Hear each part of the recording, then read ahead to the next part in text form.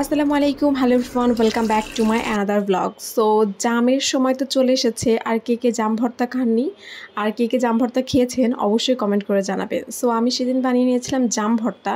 তো আমি কিভাবে জাম ভর্তা বানিয়েছি সেটা আপনাদের সাথে শেয়ার করব। সো প্রথমে আমি জামগুলোকে ধুয়ে নিয়েছি, এরপর আমি লবণ এবং ঝাল একসাথে একেবারে ডোলে মেখে নিয়েছি হাত দিয়ে। এরপর একে একে জামগুলো আমি থেতো করে নিচ্ছি হাত দিয়ে।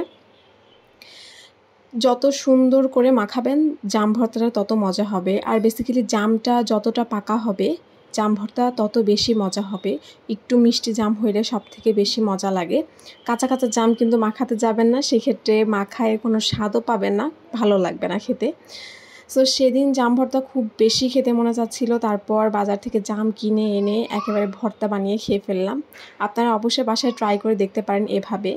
এরপর আমি একটু লবণ দিয়ে দিচ্ছিলাম, চিনি দিয়ে দিচ্ছিলাম। আমার বেসিক্যালি শুধু জামের চাইতে জাম ভর্তা খেতে অনেক বেশি ভালো লাগে। সো আমি জাম যখনই কিনি তখনই আমি জাম ভর্তা করেই খাই।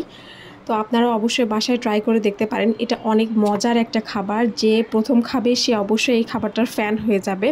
যারা যারা এখনও জাম ভর্তা খাননি, জামের সিজন এখনও আছে, সো অবশ্যই ট্রাই করে দেখতে পারেন, এটা অনেক মজা লাগে।